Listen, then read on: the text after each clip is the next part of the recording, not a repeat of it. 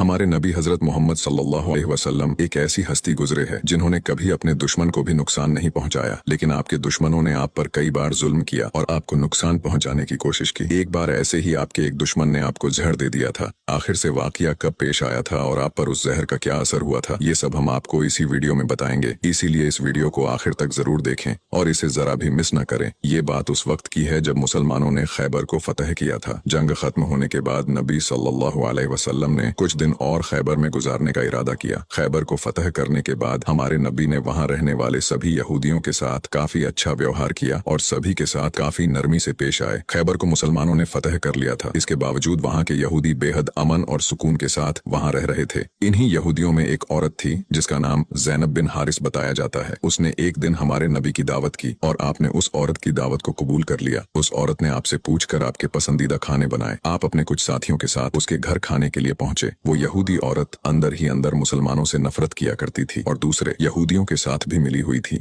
जो मुसलमानों के दुश्मन थे। उस औरत ने खाने में पेश होने वाले बकरी के गोश्त में जहर मिला दिया था। जब जहर से भरे उस गोश्त को आपके सामने पेश किया गया और आपने खाने के लिए एक निवाला उठाया और अपने मुंह में रखा तो आप समझ गए कि इसमें जहर मिला हुआ है। आपने तुरंत अपने साथियों को खाना खाने से रोक दिया और कहा कि इसमें जहर मिला हुआ है, लेकिन अफसोस कि आपके कुछ साथी उस वक्त तक कुछ गोश्त खा चुके थे जिसकी वजह से उनकी शहादत हो गई। कहा जाता है कि जहर के बारे में हमारे नबी को उस जहर की बोटी ने ही खबरदार किया था। इस वाक़ये के बाद उस औरत के साथ साथ उसके सभी साथियों से पूछताछ की गई तो उन्होंने न सिर्फ अपना गुनाह कबूल किया बल्कि ये भी कहा कि हमने आपके साथ ये इसलिए किया क्योंकि हम ये देखना चाहते थे कि आप अल्लाह के सच्चे नबी हैं या नहीं। अगर आप अल्लाह के सच्चे नबी हैं तो इस जहर का आप पर असर नहीं होगा और अगर आप अल्लाह के नबी नहीं हैं तो हमें आपसे छुटकारा मिलेगा। ये बात तो सब जानते हैं कि हमारे नबी ने कभी किसी से बदला नहीं लिया, जबकि आप पर कई बार बहुत जुल्म किया गया जिसके बारे में कोई सोच भी नहीं सकता। लेकिन जब उस जहर की वजह से आपके सहाबा की शहादत हुई थी तो कानून के मुताबिक उस औरत को भी कत्ल कर दिया गया। लेकिन कुछ रिवायतों में आता है कि उस औरत ने खुदकुशी कर ली थी। वही कुछ रिवायतों में कहा जाता है कि उस औरत को माफ कर दिया गया था। इस बारे में कई मुफस्सरीन अपनी अलग अलग राय रखते हैं। एक हदीस में हजरत आयशा फरमाती है कि जब नबी सल्लल्लाहु अलैहि वसल्लम की जिंदगी के आखिरी दिन चल रहे थे और आप बीमार रहा करते थे, उस समय आप कहा करते थे कि खैबर में जो मैंने जहर से मिले हुए गोश्त का टुकड़ा खाया था उसका दर्द मैं आज भी महसूस कर सकता हूँ। ये बात कई किताबों से साबित है कि उस जहर का असर हमारे नबी के आखिरी दिनों में देखा गया था और इसी जहर के असर ने आपकी वफात में एक अहम किरदार अदा दिया था।